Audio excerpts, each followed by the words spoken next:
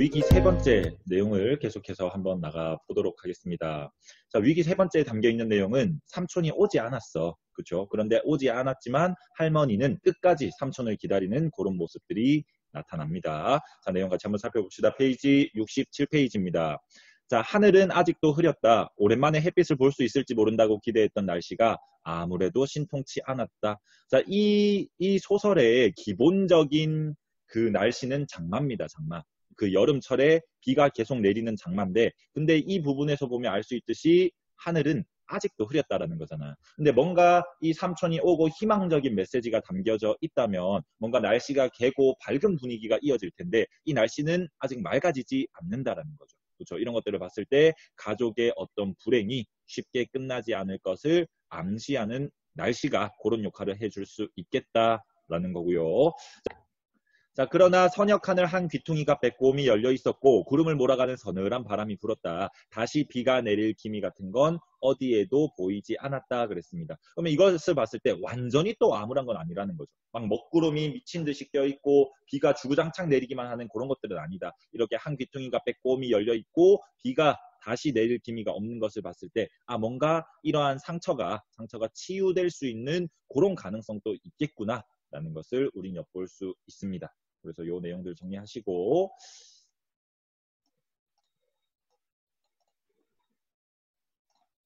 자, 그것만으로도 우리에겐 참 다행스러운 일이었다. 우리뿐만 아니라 모든 사람이 다 그러했다.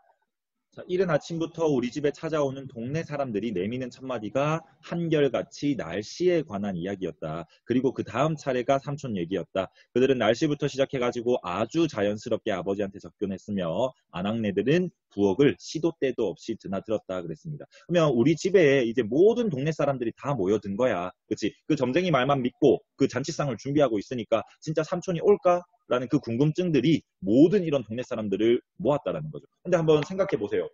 다짜고짜 와가지고 야 그래서 삼촌 왔어? 온대? 이런 무거운 얘기부터 물어보기가 어려우니까 사람들이 자연스럽게 가벼운 이야기인 날씨 얘기를 하면서 자기들이 본질적으로 궁금해하는 그런 삼촌 얘기를 이렇게 자연스럽게 또 이어나가면서 물어보는 그런 모습들이 나타난다라는 겁니다. 그렇죠? 자, 그 다음 요 부분부터는 굉장히 집중해서 보셔야 됩니다. 여기에서 결론적으로 말씀드리면 어떤 시점의 변화가 일어나거든. 시점의 어떤 차이점, 시점의 특징들이 나타납니다. 그래서 이 부분들을 같이 한번 보겠습니다.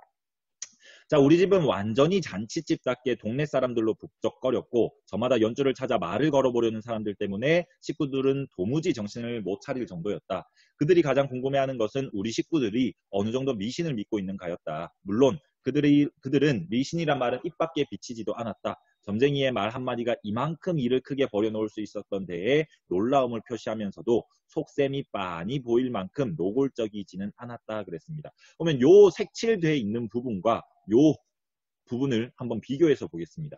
이 부분은 지금 봤을 때 뭔가 지금 이 소설의 특징은 이 소설의 시점, 서술자는 어린 아이인 나란 말이야. 초등학생인 동만입니다. 그렇죠? 그러면 우리 집은 굉장히 북적거렸어. 그리고 식구들은 이런 사람들 때문에 도무지 정신을 못 차렸어. 그냥 어린 아이가 주변을 둘러보면서 얘기하는 그거란 말이야. 그렇죠? 그런데 요 부분을 한번 보시면 여기에서 얘기하는 것은 저 아저씨들은 뭐 속셈이 빤히 보일 만큼 노골적이지는 않았어. 갑자기 어린아이가 얘기한다기에는 너무나 성숙한 말투다라는 거죠. 그렇죠? 그래서 정리를 하자면 지금 이 부분부터 이 부분까지는 어린아이인 나의 시점에서 얘기를 하는 거고 요 부분, 그들이부터 요 부분까지는 어른이 된 나가 과거를 회상하는 시점입니다. 그래서 이 시점에 어떤 차이가 있다라는 거 잘 한번 눈여겨보셔야 되겠습니다. 그 밑에 부분도 마찬가지거든요, 여러분. 요 밑에 한번 봅시다. 자, 이야기 끝에 그들은 가족들 정성에 끌려서라도 삼촌이 틀림없이 돌아올 거라는 격려의 말을 잊지 않았다. 그 계속 격려를 하는 모습들 어린아이가 지켜볼 수 있는 거잖아. 근데 아버지는 그저 웃고만 있었어. 왜? 마을 사람들의 속마음을 알고 있었기 때문이죠. 그죠? 저것들 인사치레 하는구나. 그죠? 그럼 이거는 역시나 어린아이의 시점으로 얘기할 수 있는 부분이다라는 겁니다. 그런데 그런 말을 하는 몇 사람의 태도에서 아버지는 그들이 우리를 가지고 자기네 나름으로 한창 즐기고 있다는 사실을 충분히 눈치챘을 것이다. 아버지의 심리를 지금 엿보고 있고요. 그 다음 마치 죽어가는 환자 앞에서 금방 나을 병이니 아무 염려 말라고 위로하는 의사와 흡사한 태도를 취하는 사람이 더러 있었기 때문이다. 그 사람들의 속셈 뭐 이런 내적인 심리까지 파악하는 이런 모습이 나타나 있다라는 거죠. 그렇죠? 그래서 여기에서 여기까지는 역시나 어른이 된 나의 시점에서 과거를 회상하는 그런 서술 방식이고, 여기서 여기까지는 어린 아이의 시점을 그대로 활용하고 있다라는 겁니다. 아시겠죠? 자, 그래서 이런 시점들의 특징을 한번 정리를 해보시면 이 옆부분 같이 한번 보겠습니다. 시점의 특징, 이 작품은 어린 아이인 나의 시점과 그 다음 어른이 된 나가 과거를 회상하는 시점을 공존하게 해서 얻는 효과가 뭐다? 이 서술에 대한 객관성을 부여하는 것이 특징이다 라는 겁니다.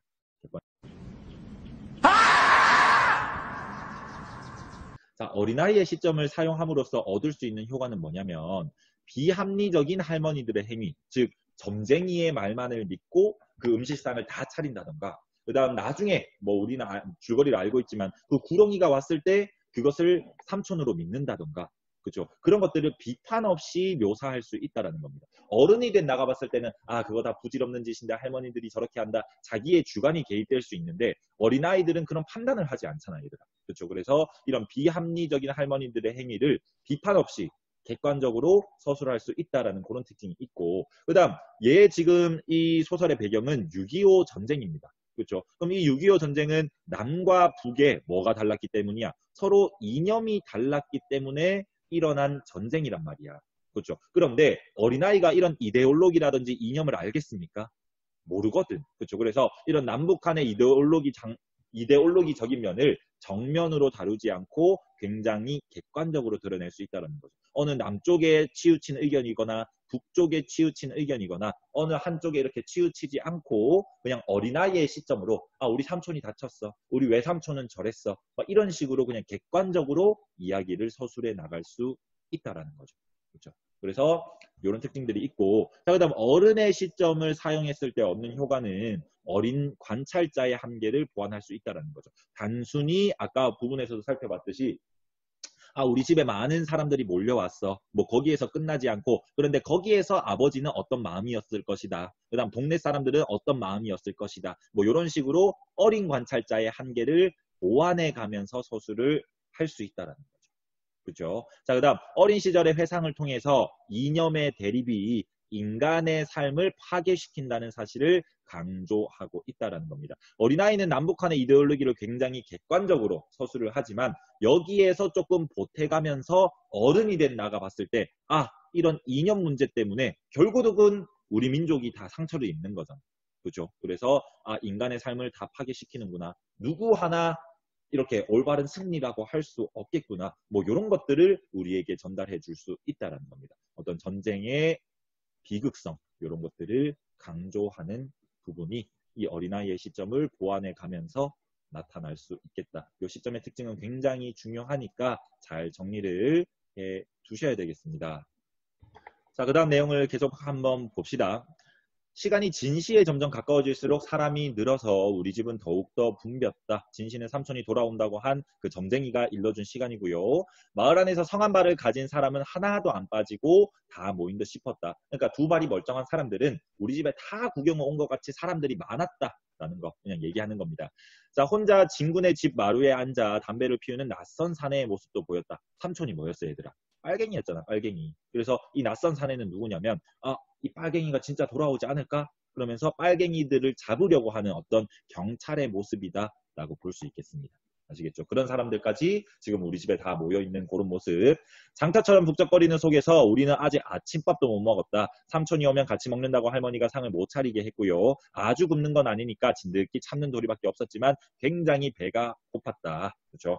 자, 마침내 진시였다. 진시가 시작되는 8시였다. 진시는 지금 7시부터 9시인데 진시가 시작되는 8시. 그냥 진짜 문학적인 사실과 실제적인 사실이 좀 다르게 서술되어 있다. 크게 중요한 건 아닙니다. 자, 모두들 흥분에 쌓여 초조하게 기다리는 가운데 자꾸만 시간이 흘렀다. 9시가 지나고 어느덧 10시가 다 되었는데 아무 일도 일어나지 않았다. 결국 삼촌이 돌아오지 않고 있다라는 거죠. 그렇죠? 자, 사람들이 죄다 흩어진 다음에야 비로소 우리는 점심이나 다름없는 아침을 먹었다. 자, 구장 어른과 진군의 식구들만이 나중까지 남아서 시리에 잠긴 우리의 일가의 말동무가 되어 주었다. 그러면 이 구장 어른과 요 진군의 식구들은 그냥 진짜 궁금해서 온 게 아니라 우리 가족이 걱정돼서 왔다. 그렇죠? 그래서 굉장히 우리 가족에게 우호적인 태도를 보이고 있다라는 것도 살펴볼 수 있고요. 자, 그다음 안방에 혼자 남은 할머니를 제외하고 모두들 침통한 표정으로 건너방에 차려진 상머리에 둘러앉았다. 이제 밥을 먹는 거죠. 그렇죠? 그다음 뜨적뜨적 수저를 놀리는 심란한 얼굴들에 비해 반찬 많은 명절만큼이나 걸었다. 굉장히 삼촌이 돌아오지 않아서 굉장히 분위기는 침울해. 하지만 반찬은 굉장히 삼촌을 돌아올 걸 대비해서 많이 해놨잖아. 그렇죠? 명절날만큼 반찬이 많았다라는 겁니다. 자, 그다음 기왕 해놓은 밥이니까 먼저들 들라고 말하면서도 자, 할머니 자신의 한사코 조반상을 거부해버렸다. 진시가 벌써 지났는데도 할머니는 여전히 태평이었다. 적어도 겉으로는 그렇게 보였다 그랬습니다. 할머니는 삼촌이 돌아오면 같이 밥을 먹기 위해서 기다리고 있는데 뭐 겉으로는 태연한 척하지만 얼마나 속으로는 지금 안절부절하겠어. 그렇죠? 하지만 어쨌든 삼촌이 돌아올 거라는 그 믿음에는 굉장히 변함없는 믿음을 지니고 있다라는 것도 살펴볼 수 있고, 자, 그다음 할머니는 이렇게 얘기하십니다. 중요한 것은 아무 날이지 그까짓 아무 시 따위는 별것 아니다라는 겁니다. 점쟁이가 얘기했잖아. 아무 날 아무 시에 삼촌이 돌아올 거야 라고 얘기를 해줬단 말이야. 근데 할머니는 이렇게 얘기하는 거죠. 점쟁이도 틀릴 수 있어. 그 시간까지 어떻게 맞추겠어. 이 날짜 안에만, 오늘 안에만 돌아오면 돼 라고 이렇게 얘기를 하십니다. 일종의 자기 합리화다 이렇게 볼 수도 있는 거죠. 그렇죠? 어찌됐든 자, 하늘이 주관하는 일에도 간혹 실수가 있는 법인데 하물며 사람이 하는 일이야 따져 무얼 하겠냐는 것이었다. 아무리 점쟁이가 용하다고 해도 시간만큼은 이쪽에서 너그럽게 받아들여야 된다는 주장이었다. 방금 설명드렸던 그겁니다. 자신에게 유리한 대로 해석하고 있는 그런 모습들, 이런 것들을 사자성어로 하면 아전인수라고 하죠. 자기 논의 물대기다. 자기한테 유리하게만 해석을 한다라는 겁니다. 그렇죠? 자, 그 다음 자, 할머니한테는 아직도 그날 하루가 장창이 남아 있었던 것이다. 아직 아침이잖아. 그죠? 아직은 하루가 온전하게 남아 있다라는 겁니다. 자, 어느 때 와도 기필코 올 사람이니까 그때까지 더 두고 기다렸다가 모처럼 한번 모자 겸상 삼촌과 같이 겸상을 받겠다면서 할머니는 추워도 지친 기색을 나타내지 않았다라는 겁니다. 그럼 요 내용들, 위기 세 번째 내용을 봤을 때 할머니는 역시나 삼촌이 돌아올 것이라고 굳게 믿고 있는 그런 모습들을 보여주고 있다라는 겁니다. 그렇죠? 그러면 요 내용들을 한번 정리를 해봅시다. 요 위에 옆에 부분 한번 보시면 삼촌의 기환에 대해서 마을 사람들이 굉장히 여러 가지 태도를 보이고 있습니다. 일부적인 사람들은 굉장히 방관자적인 태도를 가지고 있죠. 그냥 동네에 구경거리가 난 거야.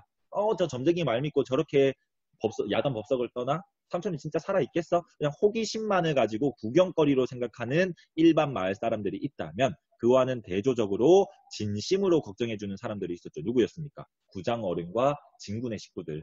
그렇죠. 그래서 일반 사람들이 다 그 삼촌이 돌아오기로 한 시간에 돌아오지 않아서 다 떠났는데도 남아있는 이런 사람들도 있었다. 우리에게 우호적인 태도를 보여주는 사람들도 있었다라는 걸 기억을 해주시고, 자, 그 다음 진시가 지났는데도 할머니가 태평할 수 있었던 이유는 무엇인가? 라는 질문이 있습니다. 그렇죠? 할머니는 아무 날이 중요한 거지 아무 시가 중요한 건 아니야.